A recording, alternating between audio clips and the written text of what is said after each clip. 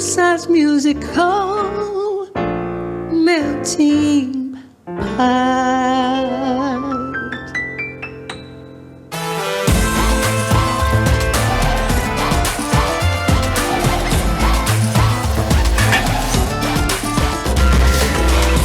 What's up, everybody? My name is Martin Musa. Everybody here calls me Musa. I became a Taiwanese about 3 years ago. So I'm a Taiwanese that was born in Barrio Hipódromo de la Ciudad de La Plata in Argentina. That's why I'm drinking mate. Today, I'm going to play the role of the antagonist. I'm going to introduce them in a bit, and I'm going to ask them questions, and I'm going to try to kind of steer the conversation to show you all what this place that I love, that I call home, is all about.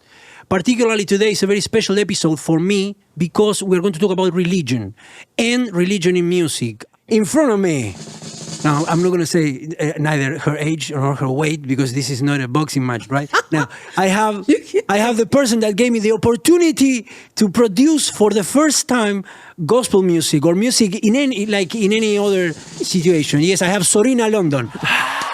Yay! Yeah, Ama. Yeah, the Shiha Ama of Taiwan, Right. a.k.a. He Zhenzu.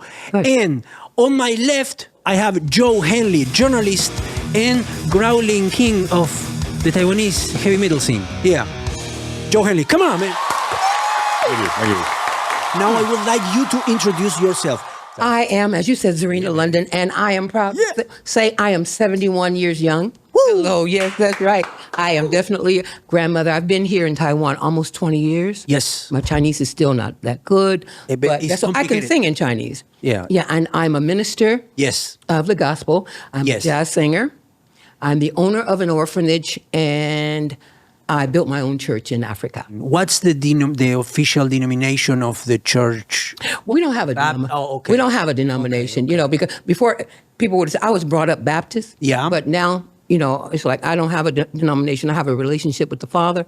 I like that. And I don't even call myself a Christian anymore. Oh, wow. I call myself a citizen, Yes. an ambassador of the kingdom of heaven Wow. for the King of Kings. I like you that. know, I don't put a title on religion. That's Like what that. yeah. Now you are preaching already. Huh? Hey, hallelujah. We have an album together that it's about 10, 11 years old. And there is one song called No Matter What. Can you sing a little bit of that? So, no matter what, Yeah. I will trust in the Lord, my healer. No matter what, I will trust in Yahuwah, my keeper. Come on, you can give me a squat. I'm not going near it. Hey, nation should fail, and I'm hurting and alone. I will trust you, Yahusha. Oh, I will carry on. And no matter what people say about me or do to me, I shall not be moved. I got my faith in you. So whatever I'm gonna do, oh, I trust you.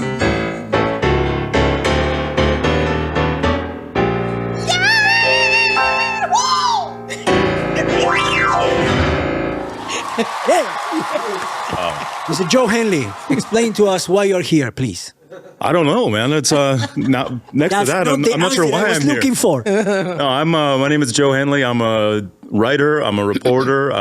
Sometimes I'm a musician. I'm a novelist. I'm a screenwriter, and I sing in a Buddhist death metal band Yay! for the past 5 years. Wow. Yes. And I've been playing in metal bands in Taiwan since like 2006. I'm on my fourth band by now. Wow. And yeah, Dharma's been going for the past 5 years. It's a Buddhist death metal band, and I became a Buddhist myself after living here for 15 years. And now I've been here for I just hit 20 years. I just hit my Taiwan anniversary in May. Wow, really? 20 years. 20 years. Yeah. That was Mandarin for all of you. Yes, I can speak some Oh, Mandarin. that was Mandarin. Okay. Yes. Yeah. I've been meaning to learn that, yeah. Okay, but where are you originally from? I'm originally from a place called Saskatoon, Saskatchewan, Canada. Believe it or not, it's the big city where I'm from, but it's... Oh, really? Yeah. How many for people? us? 250,000 people. Okay, what about you? I'm from a little town called Manny, Louisiana.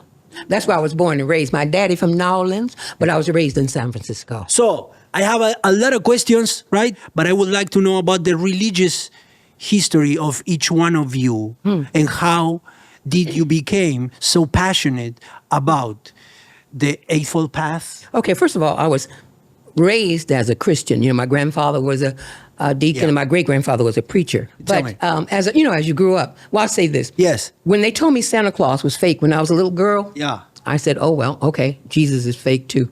Oh, you wow. know, yeah, Yeah, I did. So yeah. I went out in entertainment with the doubt, like maybe he's not real. And so, I kind of left him behind. I'll skip ahead. But in Malaysia in 1980, about 89, 88, when I was living there. Yeah. And I just asked him to come into my life. I was having such a hard time. I said, please come into my life. Come and save me. And the bright light came on. A voice told me that when you go overseas, you find yourself spiritually or you will be lost forever. I like that. I was controlling my career, Yeah. how I dress, So it's like, okay, I got this part. I called him God. Then God, I got this. So you take care of this. But he told me in 2006, either you come all the way to me, Yeah. or you go all the way away. And I had all these contracts. I was supposed to go to, I was going to Shanghai. I was going to Singapore, And he came that day. He said, this is it. Come all the way to me or go all the way. Yeah. It took 48 hours, me saying, what should I do? Yeah. Then I surrendered and gave up contracts, everything, gave him everything. And I'm here now. But I ended up becoming a 空中英语老师 for 8 years, kind of. And that was hard because it's like they don't know who I am. I was one of the most popular singers here at that time, And they treated me like I was an amateur. It's like, ooh, but that was all in the making. I needed to, because sometimes we entertainers get a little In too Argentina, proud. we would say you had to come down off the high horse. To come down. Yeah, that's right. Come down off your high horse. Good. Thank you. Now, Joe, how did you discover the Dharma? I was born into a Christian family, I guess. Yeah. Like I grew up for the first 7 years of my life in a very small town called Tisdale, and town of about 2,000 people. We went to church there, and then we moved to the big city, and we just stopped. It was just not really like a part of our lives anymore, and it never spoke to me in a way where I felt what you might call the hand of God or the touch of God. Yeah. Fast forward a lot. I'm in Taiwan. I started playing in metal bands. And for the first about 15 years, I live that life. Every show's a party. Every show's an excuse to drink too much and do whatever. Yeah. That's fun for a while. A lot of fun. Until it's not. And then it stops being fun. It starts taking its toll. By the time I'm about 38, I'm just burnt. I'm burnt out. I'm tired. I'm depressed. There was one night in particular, I'm on my kitchen floor calling a crisis hotline saying, I'm going to check out. And somebody you might describe as an angel on the other end of the line talked me down. It was at that time when a guy I played in bands with the whole time in Taiwan, his name is Jack. He's a drummer. He owns a live house in Ximending called Jack's Studio. He said, I'm starting a Buddhist metal band, which had never been done here or anywhere before. He says, I want you to be the vocalist. And I said, I'm not a Buddhist. Does that matter? He says, no, just come and try it out. I went and studied Buddhism for 4 months before that because I didn't want to just say something I don't believe in or I don't know anything about. So he sent me with, we have a nun in our band on backing vocals. Wow. And she took me to her temple, spent 4 months studying. At the end of those 4 months, she says, if you want, you can convert. If you don't want to, that's cool, because what matters is what's in your heart. And that meant a lot to me, that she could be so accepting, no matter what I choose to be. But it had done so much for me at that point. The music and the Dharma, at that time, I thought, this is what I've been looking for. This is the touch of God in my life. Did you practice in Mandarin, in English? What did you? Mandarin and English. It was kind of funny. Like, it was me, this Yeah. tattooed foreigner, and basically Yeah. a bunch of retired Taiwanese people. So I walked into class and everybody just kind of looked and stared bet. like, what? So are you supposed, you know what this is, right? You belong here? And but after that, after they knew I was there in the right place at the right time, they really took care of me. There was one gentleman in particular. Like, sometimes there was things that the teacher, Master Song, could not really explain in English, and he would translate everything for me, because there's a lot of terms that I don't understand in Mandarin. That's precisely why I am asking, because as I understand it, like, I don't know particularly if you are a Chan or like a Zen, it's not a Zen Buddhist. It's Mahayana. Mahayana Buddhism, but there are a lot of terminology. Yes. And the meaning of the terminology.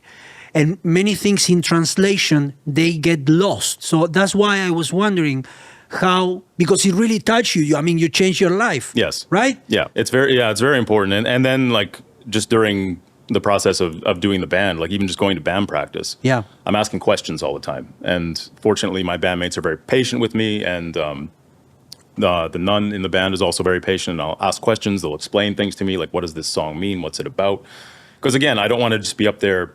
All our songs are in Sanskrit or Mandarin, so I don't just want to be saying things where I don't know what it means. I would never be comfortable with that. I will interrupt you and ask you. Basically, underneath all this, there is kind of like a nerd, right? You have big to time. study. No, dude, metalheads, we are all nerds. Really? Every single, like, people, I know people outside of the metal culture, they look at, like, the outside appearance and they think, like, we're scary or, like, we're all messed up. Some of us are, or used to be. Definitely. As you find in any community. But deep down, we are all the biggest dorks you are ever gonna meet in your life. What I want to ask you both is this. Racial discrimination of any sort, positive, like you got chances because you are either white or black, or negative, you were taking away chances because you are either white or black. Like, any sort of discrimination, anytime you felt anything like weird, because of course here it's very clear visually that we are foreigners. Well, one thing I had to get used to when I first came here, they would go, oh! And I didn't know, they were amazed. It's like, and they would say, hey run. I'm like, what does that mean? Hey. So, but I felt, I got over that when I found out what they meant. And it was an advantage being a vocalist, being a black vocalist. But one thing I had a problem with was they did not want a black woman on TV here in Taiwan. Oh, really? Oh, yeah. Now, it's funny. They black men was okay. Because I went to an agency and I brought some pictures of my friend. An agency, like a top. Okay. Here, and they wanted him, but they said, for a female, no. One of them said, well, we have to watch our image. I said, excuse me. Okay, so in the media there was quite a bit of this, but not in the streets. Or if no, and it was only that the talent agency, as far as singing and all that, no, to my advantage. Joe, tell me. Like, I've had positive and negative. I'm pretty sure I got into my first band here because I'm a white guy. Oh, really? The band was all Taiwanese guys. I was at a music festival called Formos, which became Megaport in Kaohsiung later on. So it's a long time ago. And this guy came out of the crowd and he says, you look like you can do metal vocals. And I had a couple of beers by then. I had always wanted to, but I had never actually done it. Yeah. And I just lied. I just said, yeah, I can do that. So I had to go home, back to my apartment. I was living in a dinglo, like one of those illegal rooftop apartments. Yeah. And I'm trying to teach myself how to scream in the apartment and trying not to get somebody call the police on me because I'm just screaming bloody murder in this tiny apartment with wooden walls. And I go to the audition, and I'm pretty sure I'm the only one who tried out. And I think they were just like, well, we have a Canadian or just a white. I think you're too detailed with this Canadian. Yeah, we got a white guy. It's like, so that was positive. But like, in terms of, it's not like a skin color thing. But there are things you deal with as a foreigner here. Like, I've been with the same bank for 20 years. I can't. Please, wait. he's going to say something that I will wholeheartedly agree, and I haven't listened, and I don't know. He knows what I'm going to say. We don't talk about this before, but please, go ahead. I can't get a loan from them. I've maintained employment for 20 years. I make a decent living. I'm not rich, but I make a decent living. Yeah. Can't get a loan. I have a credit card with them, but I had to put money aside in a separate account that just sits there doing nothing because I'm a threat to run away from the country. Yes, precisely. So basically, in both cases, what I'm getting is institutional things, but not individual things, right? Right. Pretty much, yeah. Yeah. That's my experience too. Institutional issues, not individual. Right. Person to person in general is pretty awesome. Yeah? Yes. Yeah. Oh, yeah. For So, me, anyway. as I said before, I'm going to be an antagonist at some point. Okay. Like, so far, I've been making it quite, like, easygoing and ba ba ba ba ba ba ba ba. Okay? Yeah. Okay. Okay. First of all, we're going to watch and listen some of his music. How? But I don't want you to talk about it. The first thing I'm going to ask you about it. She never heard any of this, okay? Oh, yeah. She grew up Baptist. She just said that, right? So let me see if we can make this work. You have sound? Yeah. Good. It's too loud? No.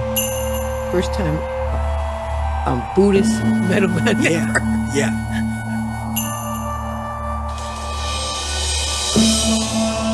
This is from the first show we ever did, by the way. The first show. Yeah. Okay. Opening for a satanic black metal band Wow. who hated us. Really? Yes. I can tell the story after. Yeah. Please.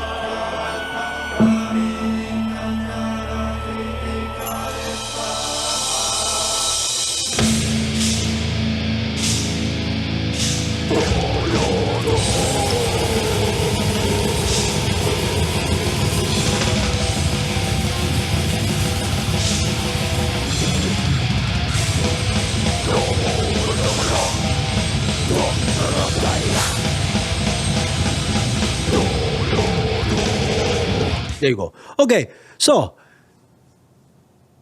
Mama C, the antagonist question is for him. But first, I want to have your impression. What can you tell me about this? Well, first of all, I want to know what's Buddhist about it. I mean, are you saying Buddhist words? These are Buddhist a scriptures, mantras. Okay, because you guys, I was wondering because it was said like the Satanist bands in America. So it was that type of thing, and so I was wondering, okay, what is Buddhist? Okay. Yeah, Exactly. Every song we have is a mantra that we just turn it into a metal song, basically. Okay, this is what I find interesting, and that's why I have you here, because aesthetically, what you both do is very different, right? Yeah. Yet, the heart, when you were talking at the beginning, is very similar, right? You both, you in Malaysia, right, and you here in Taipei, you both went through hard times, and you were all like brought out of that by something that we could call like the religious spirit, right? But the art, the aesthetics of it, it's very different.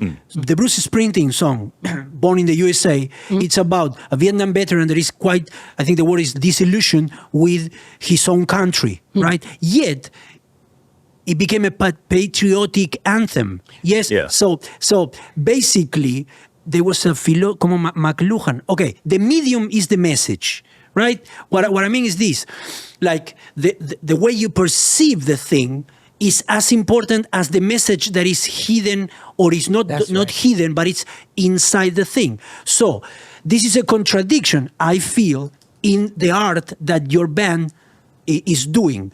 I can completely understand the way in which people would come to that conclusion on the surface. If you just if you just look at the performance, you just think this is a metal band. He's just up there screaming.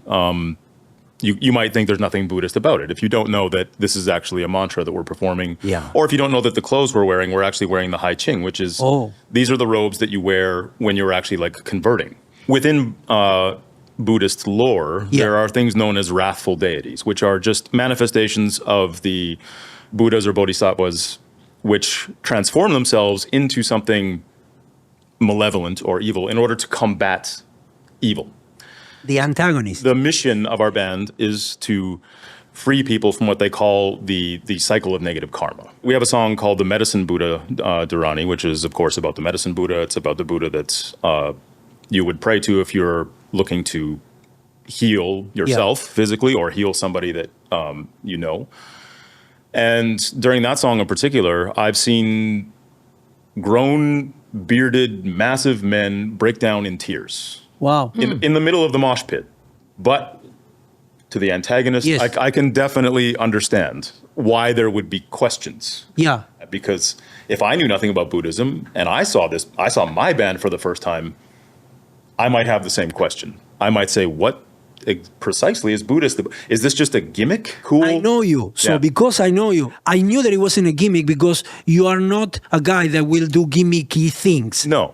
Right? Never. So that's why the question is in a way kind of deep, because it was very contradictory, I mean, for me. Right? I know very little about Buddhism, but the things that I know and the sound that I'm getting, it was kind of like that, you know, it was right, like that. But I understand it. Now that you explain it, I understand it. And so now, cha-chan, it's your time. Yes? And so we're going to witness you doing your shiha at your, I think it's your best that I can have on video. Yes? So, yeah, I got you. It was at a Billy Jam.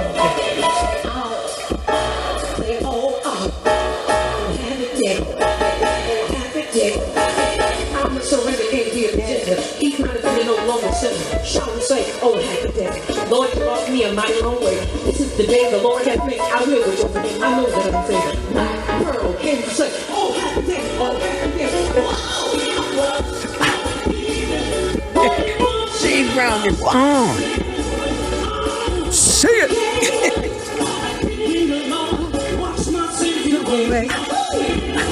Anybody want to praise him?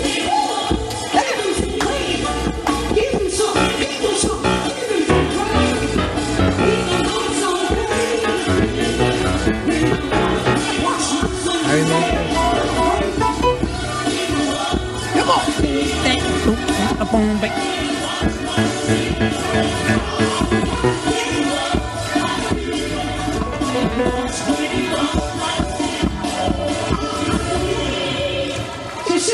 Yeah.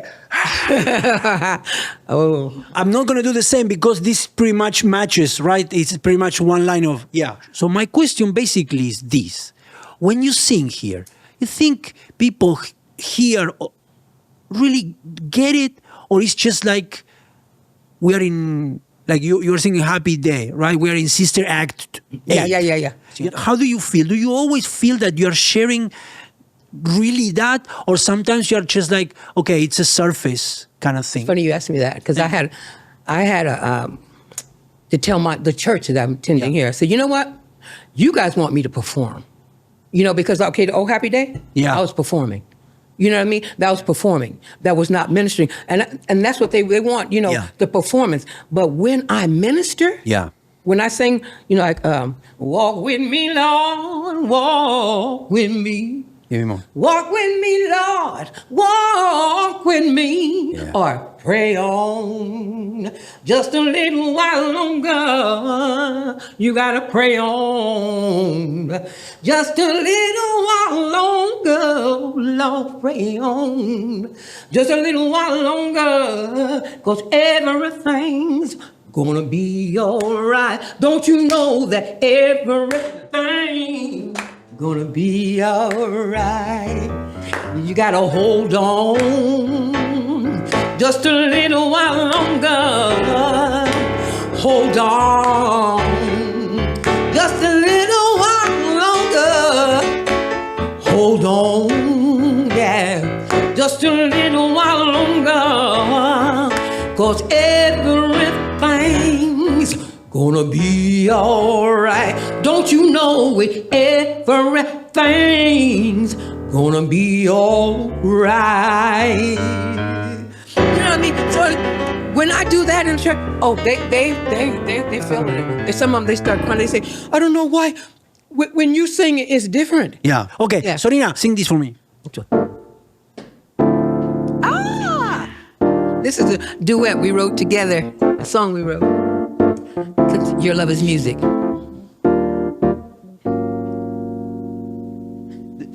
Wait. The rhythm of, okay. my heart. Sometimes this is good. The beat of my That's it. Yeah. I got it. Okay. Yeah. Listen. You're making me sing live on camera. You understand good. what That's you are good. doing? That's good. They will take my citizenship away from me. Okay. I got it. Madre mía. You sound good. Okay. Listening to the beat of my heart, dreaming of the rhythm we make together, thinking of the day we met in the park, and somehow I knew you were the one. Before you, I had no melody. There was not a song inside of me. I thought I was meant to be alone, that I would always be on my own. Deeds were sent to me from heaven, a gift of love from up above. Even you did not know that you had me from hello. Yours at hello. Ooh, your love is music, playing melodies and chords. I have your lyrics written on my heart. I've memorized every part of your music. Your love has become my song. Let's write the chorus, you and I together. In harmony we'll sing, forever yours. It's been a long time. We wrote this. He wrote the music. This is the first time we do this in about 12 years. Yeah. Just for you. And I've never gotten a chance to sing this song live. No, this is the first time. Yes. Yeah. Yes. So that's right. You don't have to cut out my mistakes. This is live and imperfect. And this is related to my following question. Okay. Basically, we are in Taipei and we have an African American, a black woman from the States, and we produced an album of gospel music, which was my childhood dream. It wouldn't have been possible if I wasn't here. So what I would like to know is, on that note, what opportunities Taiwan or being here gave you that you would have never imagined that you would have? To be honest, I always dreamed of being in a band. Yes. I tried to start bands back home in Saskatoon, but I was incredibly shy, and had zero self-confidence. Wow. I was a kid, I dreamed of what it would be like to play one show. Like, that's all I wanted. What Taiwan gave me is 20 years of getting to do that. Wow. Zorina? I became a poet here in Taiwan. I became an author and writer here in Taiwan. Yeah. I became a songwriter and producer here in Taiwan. Yeah. I became a minister here in Taiwan. I got an orphanage here. He told me, Almighty, the Heavenly Father said, I will bless the nation of your heart. From here, Taiwan, for whatever reason, I have to be in Taiwan, not America, here. So, an American living in Taiwan with an orphanage in Africa and a foundation in Africa, but I have to do it here for whatever reason. The work you're doing is awesome. And what can you tell me about your book that I can have it in 3 or 4 minutes? 3 or 4 minutes, yeah. Because it's about music, but I want. I've got a few books out. El Migrante is about the Southeast Asian migrant workers in Taiwan. That's my latest book. It's available in English and Chinese. I was contacted by some people from the Southeast Asian migrant worker community here in Taiwan, and they shared with me their stories of being economically exploited, having crimes committed against them, suffering abuse of all kinds. So I did some reporting work on it, and I eventually wrote a book about it that was published, and I donate the proceeds towards a couple of advocacy groups here in Taiwan. I'm sorry, but this is another episode because it's a huge issue. Yes. Okay, now I'm gonna go with 3 words, and I need one word. Music is powerful. Oh. Religion is serious. Hey. Taiwan is wonderful. Yeah, baby. Okay.